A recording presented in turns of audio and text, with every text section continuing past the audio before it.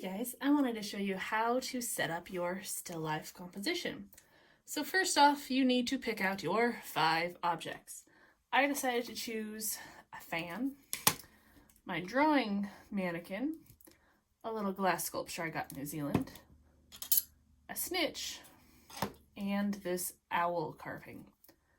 So I chose these because they're things that I care about, and you notice they're all different sizes and textures.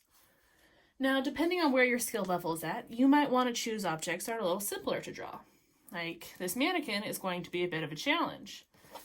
This fan has a lot of little detail, so these are more complex objects. You might want to choose something that's a little bit simpler. It's more basic shapes. Maybe a favorite coffee mug, or an object that is just a base shape. These might be great ideas of things to start with if you're a little less confident. Once you have your 5 objects, again, make sure they're different sizes. I got some tall, some short. I have different textures to them. This one's kind of bumpy, this is smooth. This has got the design. I also figured I could use this behind things to help fill in space as well. So different sizes and shapes are going to help you make a more interesting composition.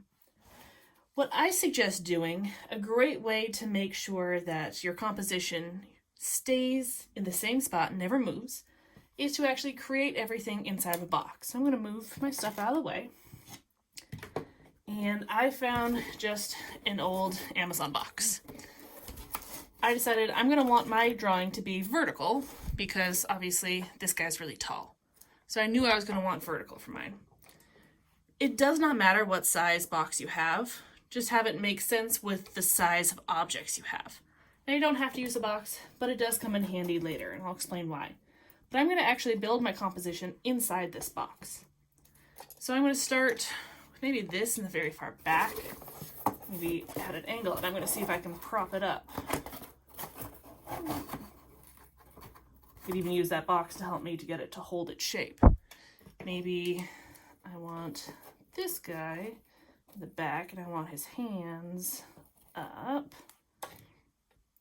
Maybe I'll go this over here at a little bit of an angle. I'll put that kind of in the center. Oop. No.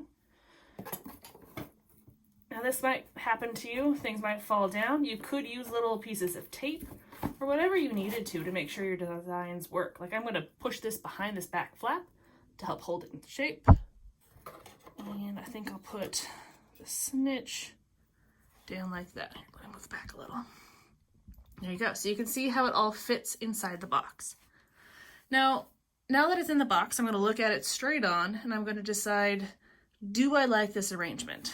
I notice that these two are stacked right in front of each other. So I want to adjust that a bit. I'm going to move this a little off to the side.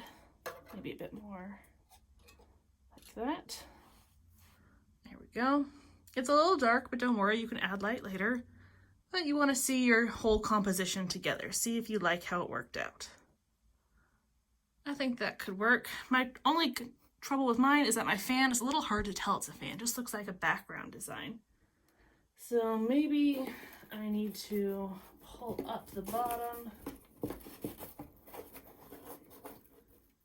and have it more like that. Does that make it easier to tell it's a fan? A little bit. That could work. Once you like your design, I could even push this back a little. Then what I really suggest doing is take a picture of it.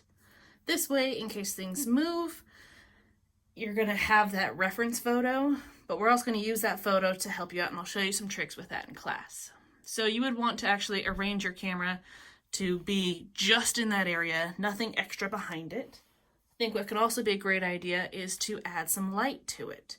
So maybe take your cell phone or a flashlight or something and shine the light into your box to help make it all line up.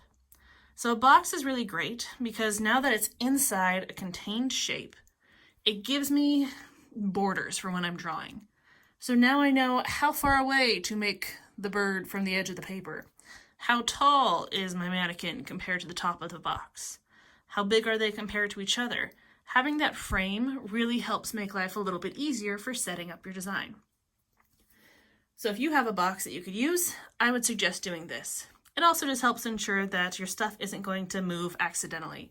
So I want to set this box up in a place where I could leave everything there and be able to look at it and draw from it without having to move it. Now you're going to be working on this project for the next week or two, so you're going to want to make sure this is all stuff that you're not going to need in the next week. You don't want to have to take out stuff to use it. So keep that in mind.